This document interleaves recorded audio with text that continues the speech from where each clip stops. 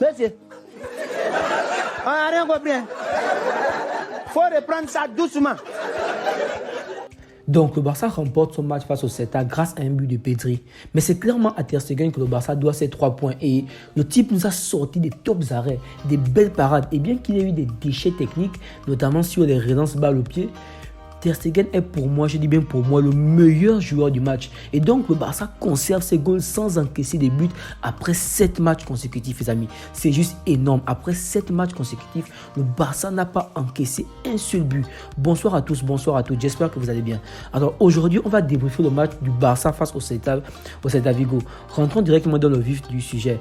Donc, l'objectif du Barça durant ce match était clair. L'objectif était clair, l'objectif était simple et l'objectif était sans ambiguïté. C'était une victoire ou une victoire. Il fallait absolument que le Barça gagne ce match. Pourquoi? Premièrement, pour renouer avec le succès.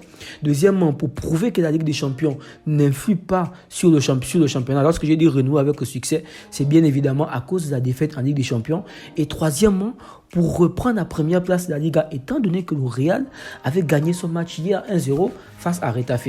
Et aussi une victoire, pourquoi? Pour histoire de venir au Classico en tant que leader et avoir la possibilité d'approfondir l'écart entre le Barça et le Real et bien sûr approfondir en faveur du Barça. Donc comme d'habitude, Xavi nous a mis un 4-3-3. C'est une composition qui permet au Barça de bien s'exprimer. Cette composition permet au Barça de bien jouer son football et elle permet aux ailiers de bien occuper les espaces lorsque la composition est bien appliquée. On a eu juste une petite surprise en attaque. Xavi a fait titulariser Ferran et il a mis au banc Dembélé. Mais je pense selon moi, c'était une tactique en préparation de la Ligue des Champions. Pourquoi? Parce que nous savons tous que Dembélé est un joueur très important pour le collectif et c'est un joueur fragile. Donc, mieux vaut ne pas risquer de le blesser. Donc, Xavi nous a mis en attaque Ferran, Lewandowski et Rafinha. Au milieu de terrain, on n'a eu aucune surprise. C'était la classique.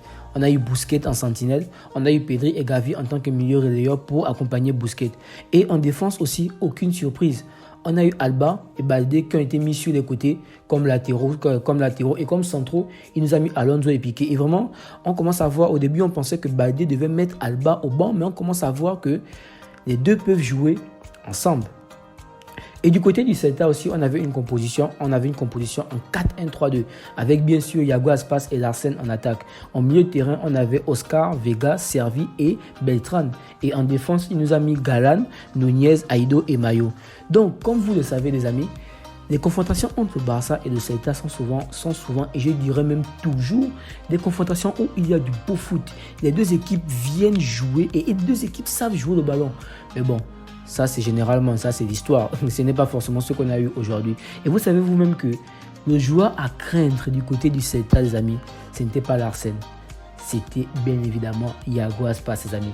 Ce joueur-là, généralement, lorsque le Celta affronte le Barça, Iago Aspas se transforme en, je sais pas moi, en Neymar Prime, en Messi Prime ou même en CR7 Prime. Bref, le mec, il est toujours dangereux en fait face au Barça. Donc le match commence assez bien pour le Barça. Le Barça va même se procurer les premières meilleures occasions du match avec notamment une occasion de Rafinha sur un corner qui a été joué très vite et le ballon a été repoussé en fait par le gardien. Puis une autre occasion de Ferran à la 14e minute les amis, repoussé encore par le gardien. Mais vraiment, j'ai beaucoup aimé l'entame du match du Barça. Mais c'est finalement à la 16e minute que le Barça va mettre son premier but. Son premier et unique but en passant. Sur une passe de Gavi repoussée par le défenseur, mais repris par Pedri. Ensuite, les amis, après ce qui va suivre le but, le Barça va être très agressif. Lorsqu'ils ont le ballon, ils vont être très dangereux. Ils vont presque être létals dans la surface. Et lorsqu'ils n'ont pas le ballon, ils vont être au pressing, mais un pressing très bien organisé, un pressing très intelligent. Le Celta en première mi-temps, ils étaient quasiment étouffés. Mais bien qu'ils étaient étouffés, ils nous ont quand même fait peur sur une action à la 30e minute par là. On a eu une passe de Iago Aspas pour Servi. Et si Ter Stegen n'était pas sorti plus tôt, si Ter Stegen n'avait pas eu la lecture du ballon, les amis, Servi coupait ce ballon-là et il nous égalisait. En tout cas, belle lecture de balle ici à Ter Stegen. Et bon, c'est vrai qu'il a bien eu le ballon, mais sincèrement, moi, Ter Stegen, j'ai failli m'énerver avec lui lors de ce match-là. Je ne sais pas si vous rappelez, il y avait un moment où le Barça était dans une phase de possession et Ter Stegen nous a fait peur quasiment à 2 reprises. Le mec pouvait perdre le ballon comme ça, alors qu'on sait généralement que sur le jeu balle au pied, Ter Stegen est plutôt bon sur cet exercice. Mais bon, le type, il a failli nous faire peur à ce moment-là. Donc, les amis, nous allons parler un peu d'arbitrage. On va parler un peu d'arbitrage, les amis. Très sincèrement, les amis, cette histoire d'arbitrage-là, je pense que ça va devenir très compliqué à l'avenir. On me dira ce qu'on veut me dire. Mais clairement, pour moi, il y avait penalty à la 41e minute sur l'action de Rafinha, les amis. Avec le crochet du gauche que la Rafinha a fait. Mais les amis, le défenseur, il est clairement mangé. Il est bien mangé et il laisse traîner la jambe. Et pour moi, il y a contact. Il y a clairement contact. On le voit bien. Et l'arbitre ne va même pas regarder. Il y a contact dans la surface. Donc, il y a penalty. Sauf si les règles ont encore changé. Parce que vous-même, vous savez que les règles des penalty, là, elles changent à chaque moment. Et bizarrement, elles changent quand c'est le Barça qui joue. Bref, le Barça va être très largement dominateur sur la première mi-temps. En tout cas, en termes de possession et de jeu. Mais toutefois, peu d'occasions vraiment dangereuse après le but. En comparaison avec la domination barcelonaise qu'on a vue, on a eu peu d'occasions vraiment dangereuses.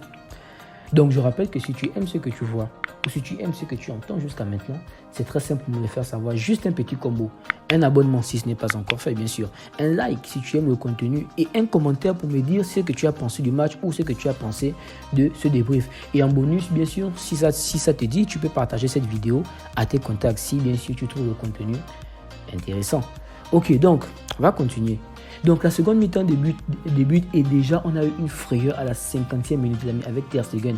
Ter Stegen qui était au sol avec une douleur au bas du dos, mais très vite cette douleur a été réglée et j'espère seulement qu'il n'y a rien de grave car vous savez vous-même l'importance du joueur et vous savez vous-même l'importance du match de mercredi. Encore le match du Classico, on peut se le permettre parce que la Liga c'est un championnat, c'est très long. Mais le match de mercredi, il nous faut le gagner. Et vu qu'il nous faut le gagner, il nous faut nos meilleurs joueurs. Et Ter Stegen est clairement un top gardien. C'est déjà notre meilleur gardien en ce moment. Donc, le Barça va se faire extrêmement peur à la 56e minute, les amis. Heureusement que la défense était bien présente pour repousser le ballon. Puis, à la 58e minute encore, erreur de Ter Stegen qui a failli coûter un but au Barça, les amis. Vraiment, je ne sais vraiment pas ce qui s'est passé avec Ter Stegen aujourd'hui. Je ne sais pas ce qu'il a mangé. Mais niveau relance, niveau jeu au pied, il n'était pas du tout bon. Alors qu'on sait qu'il est plutôt bon dans cet exercice de manière générale, en fait. Après, je ne sais vraiment pas ce qu'il a mangé. Puis Xavi va effectuer des changements intéressants. Il sort Ferran, il sort Pedri, il sort Rafinha et il fait entrer Dembélé, De Jong et Ansu Fati. Bon, dans ces changements-là, deux informations m'ont paru claires et nettes. La première information est que Xavi veut échauffer De Jong pour certainement le faire jouer mercredi car vous savez qu'il revient de blessure.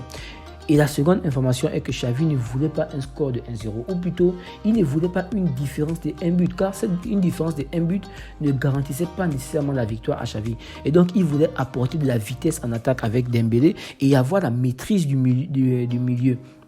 Car, je ne sais pas si vous vous êtes rendu compte dans le match, mais sincèrement, en deuxième mi-temps, le Barça était en difficulté. C'est le Celta qui avait la maîtrise du ballon. Et si ce n'était pas le hors-jeu, les amis, il y a eu un hors-jeu là vers la 68e minute. Si ce n'était pas le hors-jeu, le Barça était rejoint au score par le Celta. Vraiment un Barça qui a souffert en deuxième mi-temps. Et vraiment, dans les dernières minutes, les amis, le Barça s'est fait peur. Et merci à qui? Merci à qui? C'est vrai qu'il a eu des difficultés niveau relance, mais un énorme merci à Ter Stegen. Comme je le disais, il est pour moi l'homme du match. Merci à Ter Stegen qui nous sauve à la 83e minute en sortant vainqueur de son duel face à Yago Aspas, ses amis. Et entre nous, avec cette action-là, Ter Stegen justifie il justifie son salaire. Et pour moi, le match s'est joué sur cette action. En fait, après cette action, après ce raté-là, j'ai su que les 3 points étaient à nous. Surtout qu'après, ils ont eu une seconde action, mais hors cadre. Mais les amis, si Yago Aspas mettait ce but lors de la confrontation de Aspas et de Ter Stegen, si Aspas mettait ce but, sincèrement, entre vous et moi, j'allais l'appeler sur sa ligne téléphonique privée et il allait m'expliquer pourquoi il se transforme souvent en son prime lorsqu'il affronte le Barça. Mais bon, je dois avouer que ce n'est pas forcément un grand espace qu'on a eu aujourd'hui. Il était plutôt absent sur l'ensemble du match. Mais je n'ai pas compris comment le mec, il voulait se réveiller à la fin, là, des passements des jambes, des passes dans le cafouillage comme ça. Là. Le mec voulait se réveiller à la fin du match dans le temps additionnel. Ça s'est fait extrêmement peur, les amis. Et vous avez vu ça avec moi. Ça s'est fait extrêmement, les amis, en moins de 4 minutes. Le Celta a eu 4 occasions franches. 4 occasions de but net et le Barça semblait déjà, je sais pas moi, c'est comme si le Barça semblait penser déjà à la victoire. Mais ils sont en train de souffrir. Ils ont souffert toute la deuxième mi-temps. Je ne sais pas pourquoi ils vont se mettre à penser à la victoire. Et vraiment, merci à Ter Stegen qui nous permet de conserver notre avance et qui nous permet de gagner ce match. Les amis, encore une fois, on a un Lewandowski qui était peu présent. Ça fait quoi? Ça fait quasiment 3 matchs successifs ou deux matchs comme ça. Il est peu présent. Il ne met pas de but alors qu'on était habitué déjà. D'abord, à un moment donné, on l'appelait Lewandowski. Après, on l'appelait Monsieur Doublé. Bon, là, on commence à être un peu en manque de buts là. C'est donc sur la plus petite des victoires que le Barça remporte son match face au Celta et des 3 points aussi. Et donc, le Barça reprend la première place de la Liga. Ils peuvent donc mieux préparer leur match de mercredi face à l'Inter, une victoire absolument. Et ils peuvent aussi mieux préparer le Classico en sachant que le Real est déjà assuré en Ligue des Champions. Et donc, qu'est-ce qu'ils font? Ils font reposer Benzema. Et apparemment même, il ne sera peut-être pas présent pour leur match de Ligue des Champions mardi. Et donc, il viendra le 16, le dimanche, pour être là. Donc, le Barça peut mieux préparer son match du mercredi. Le Barça peut mieux préparer son Classico. Tout en venant bien sûr, en étant avec la première place. Donc, la famille, en espérant que tu aies aimé ce débrief avec moi, je te souhaite une bonne soirée et prends soin de toi et prends soin de tien. Merci que nous